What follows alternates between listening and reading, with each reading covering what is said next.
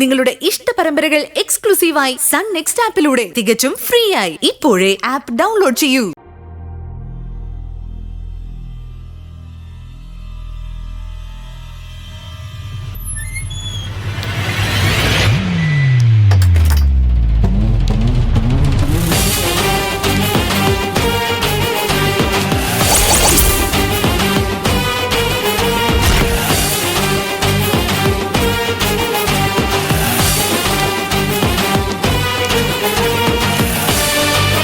എന്താടി വഴിതെറ്റി വന്നതാണോ?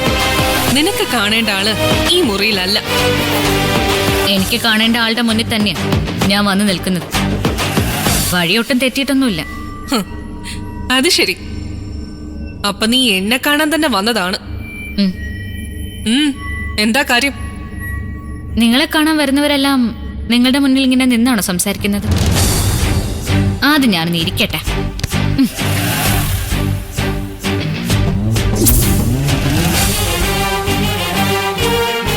ഞാനിവിടെ ഇരുന്നത് മാഡത്തിന് തീരെ ഇഷ്ടപ്പെട്ടില്ല എന്നൊക്കെ എനിക്കറിയാം. എന്റെ മുമ്പിൽ ഇരിക്കാൻ നിനക്ക് എന്ത് യോഗ്യതയുണ്ടടി? ഒരു യോഗ്യതയില്ല. പക്ഷെ നിന്നുകൊണ്ട് സംസാരിക്കാൻ എനിക്ക് സൗകര്യമില്ല. ഞാൻ നിങ്ങളുടെ ജോലിക്കാരിയൊന്നും അല്ലല്ലോ. ആര് പറഞ്ഞു? എന്റെ ഡാഡിയുടെ കയ്യിന്ന് ശമ്പളം പറ്റുന്നവളാ നീ. അത് ഞാനും സാറും തമ്മിലുള്ള കാര്യമല്ലേ. നിങ്ങൾക്കതിൽ ഇടപെടാനുള്ള ഒരു കാര്യമില്ല. എന്നെ അവിടെ നിന്ന് ഇറക്കി വിടാൻ നിങ്ങൾ ഒരുപാട് ശ്രമിച്ചതാണല്ലോ. എന്നിട്ടും ജയശങ്കർ സാറ് സമ്മതിച്ചില്ല. എന്താ അതിനർത്ഥം? നിങ്ങളുടെ വാക്കിന് സ്വന്തം ഡാഡി പോലും വലിയ വില കൽപ്പിക്കുന്നില്ല എന്നല്ലേ? ഈ അന്തസ്സിനെ കുറിച്ച് പറയുന്നതിന് മുൻപേ സ്വന്തം സ്ഥാനം കൂടി ഒന്ന് ഓർക്കുന്നത് നല്ലതാ. എന്റെ സ്ഥാനത്തെ കുറിച്ച് പറയാൻ നീ ആരടി? എഴുന്നേക്കടി, എഴുന്നേക്കാൻ. പറയാനുള്ളത് പറഞ്ഞിട്ട് മാത്രമേ ഞാൻ പോകൂ. എനിക്ക് നീ പറയുന്നതൊന്നും കേൾക്കേണ്ട ആവശ്യമില്ല. അത് നിങ്ങളുടെ കാര്യം. പക്ഷെ പറയാൻ വന്നത് പറഞ്ഞിട്ടേ ഞാൻ പോകൂ. നിനക്ക് പറയാനുള്ളതൊക്കെ നാട്ടുകാര് ലൈവായിട്ട് കണ്ടു. അയാളുടെ നിന്റെ മഹാത്മ്യം എല്ലാവരും മനസ്സിലാക്കുകയും ചെയ്തു. ഇനി നീ എന്ത് പറഞ്ഞിട്ട് ഒരു കാര്യമില്ലടി. ആരും നിന്നെ വിശ്വസിക്കില്ല. മാഡം, എനിക്ക് നിങ്ങളുടെ ഹസ്ബൻഡുമായിട്ട് അനാവശ്യമായ ഒരു ബന്ധവും ഇല്ല. പക്ഷെ അദ്ദേഹം എന്റെ നല്ല സുഹൃത്താണ്. എന്ത് സൗഹൃദം? എനിക്കറിയാല്ല. നടന്ന സംഭവങ്ങളുടെ ഒക്കെ പിന്നില് നിങ്ങൾക്കും കൂടി പങ്കുണ്ടെന്ന് എനിക്കറിയാം. അതിനുള്ള തെളിവുകളും എന്റെ കയ്യിലുണ്ട്. ഞാൻ കാരണം നിങ്ങൾ തമ്മിലൊരു പ്രശ്നം ഉണ്ടാവരുത്. ഒരു ഡിവോഴ്സിനുള്ള ആയുധമാക്കി ഈ പ്രശ്നത്തിനെ നിങ്ങൾ മാറ്റരുത്. അദ്ദേഹവും ഞാനും ഒരു തെറ്റും ചെയ്തിട്ടില്ല. ഞങ്ങളെ ട്രാപ്പിലാക്കിയതാ. ആ സത്യം നിങ്ങൾക്കും അറിയാം. നീ എന്നെ ഉപദേശിക്കാൻ ഇറങ്ങിയതാണോ?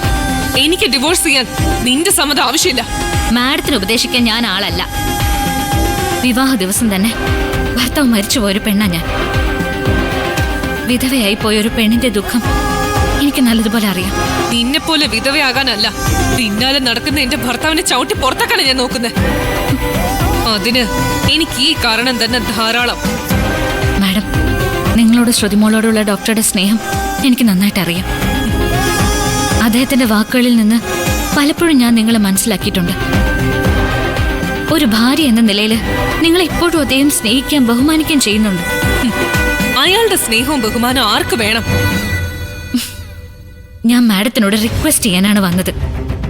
ദയവ് ചെയ്ത് നിങ്ങൾ ഡിവോഴ്സ് ചെയ്യരുത്. നഷ്ടപ്പെടുന്ന ഈ കുടുംബം പിന്നീട് ഒരിക്കലും തിരിച്ചു കിട്ടില്ല. നിങ്ങളുടെ ജീവിതത്തിലെ ഭാഗ്യം ഡോക്ടർ സാറും ശ്രുതിമോളും. ഇറങ്ങടി, ഇറങ്ങിപ്പോടി. അവളൊരു ഉപദേശക്കാരി വന്നിരിക്കുന്നു. മേലിൽ എന്റെ മുന്നിൽ വന്നു പോരുത്. മേലിൽ ഈ ഹോസ്പിറ്റൽ പരിസരത്ത് നിന്നെ കണ്ടുപോരുത്. പോടി.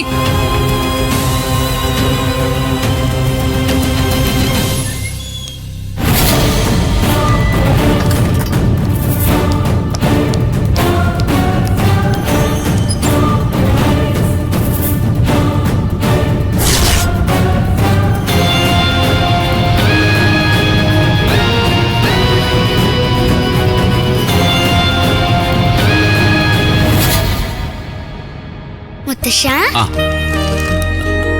എന്റെ ഹാപ്പി ബർത്ത്ഡേക്ക് എന്ത് സമ്മാനം മുത്തശ്ശൻ തരുന്നത്? എന്ത് വേണമെങ്കിലും തരാം. മോള് പറഞ്ഞ ലിസ്റ്റൊക്കെ അച്ഛൻ എന്നോട് പറഞ്ഞിട്ടുണ്ട്. എല്ലാം തരോ? എല്ലാം തരും, എന്ത് വേണമെങ്കിലും തരും. അച്ഛനും അമ്മയും തമ്മിലുള്ള വഴക്ക് തീരോ?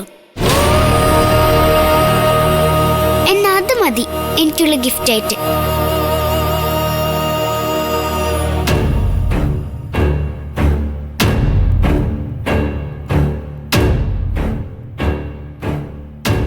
എന്തായാലും ബർത്ത്ഡേ അടിപൊളിയായിട്ട് തന്നാ മതി കേട്ടോ.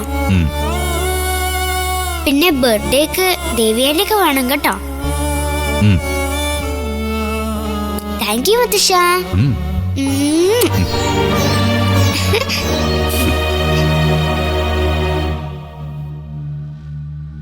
മോളുടെ ആ ചോദ്യം എന്റെ ഹൃദയത്തിലാണ് വന്ന് തറച്ചത്. എല്ലാം ശരിയാവും. ഓരോ വയസ്സ് കൂടുന്തോറും വളർന്നു വരികയല്ലേ അവള്. അവൾക്കും കാര്യങ്ങൾ മനസ്സിലാകാതിരിക്കോ? എല്ലാം ശരിയാവും. ആ ഒരു പ്രതീക്ഷയിലാണല്ലോ മനുഷ്യരുടെ എല്ലാം ജീവിതം. എന്തായാലും പിറന്നാൾ ദിവസം മോളെയും കൂട്ടി കുടുംബക്ഷേത്രത്തിലൊന്ന് പോണം. അക്ഷരയോടും കൂടി വരാൻ ഞാൻ പറയാം. എനിക്കൊരു പ്രതീക്ഷയില്ല സർ. പോകാം, പ്രാർത്ഥിക്കാം. നമ്മൾ ചെന്നില്ലെങ്കിലും നമ്മൾ കണ്ടില്ലെങ്കിലും നമ്മളെ കാണുന്നവരല്ലേ ദൈവങ്ങൾ. അവര് തന്നെ ഈ പ്രശ്നങ്ങൾക്കൊരു പരിഹാരം ഉണ്ടാക്കും. ഞാൻ എപ്പോഴും ചിന്തിക്കുന്നത് നമ്മൾ വിചാരിക്കുന്ന വഴികളിലൂടെയല്ല ജീവിതം ഒരിക്കലും സഞ്ചരിക്കുന്നത്. നിമിത്തങ്ങളാ, നിയോഗങ്ങളാ. എന്റെ ജീവിതത്തിലെല്ലാം അങ്ങനെയാ. സാറിനറിയാലോ? അറിയാം. പക്ഷേ എനിക്ക് വിഷമമുണ്ട്. എന്തിന്? ഉള്ളിലുള്ള സങ്കടം ഊതി അണയ്ക്കരുതെന്നാ. അതിങ്ങനെ ഉരുകി തീരണം. ആ വെട്ടമാണ് ഒരു വാശിയോടെ നമ്മളെ മുന്നോട്ട് നയിക്കുന്നത്. എന്തായാലും തറവാട് ക്ഷേത്രത്തിൽ പോവാം. അവിടെ പോകണം. നേർച്ചകളും വഴിപാടുകളും ഒക്കെ ചെയ്യണം. എന്തോ ഇപ്പോ മനസ്സിൽ വല്ലാത്തൊരു ഭയം വന്ന് നിറയുന്നത് പോലെ. സംഭവിക്കാൻ പാടില്ലാത്ത എന്തോ സംഭവിക്കാൻ പോകുന്നത് പോലെ ഒരു തോന്നൽ.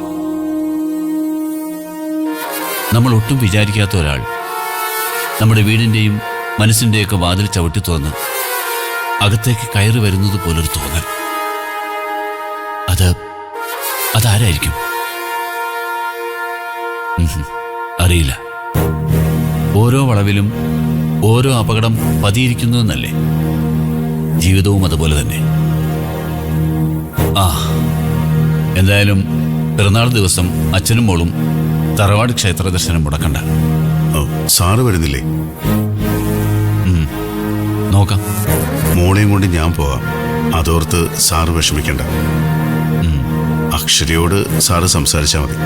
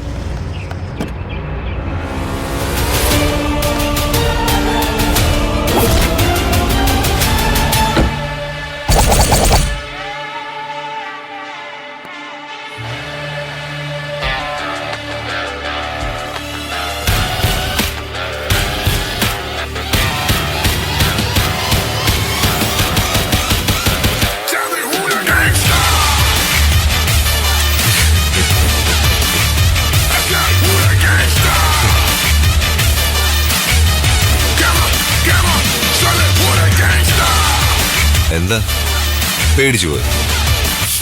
പേടിയോ? എനിക്കോ? അത് നിനക്കെന്നെ ശരിക്കും അറിയാത്തതുകൊണ്ടാണ്. എന്നാലും ശരത് എന്ന 3 അക്ഷരത്തിന്റെ അർത്ഥം മരണം എന്ന 3 അക്ഷരം കൂടിയാ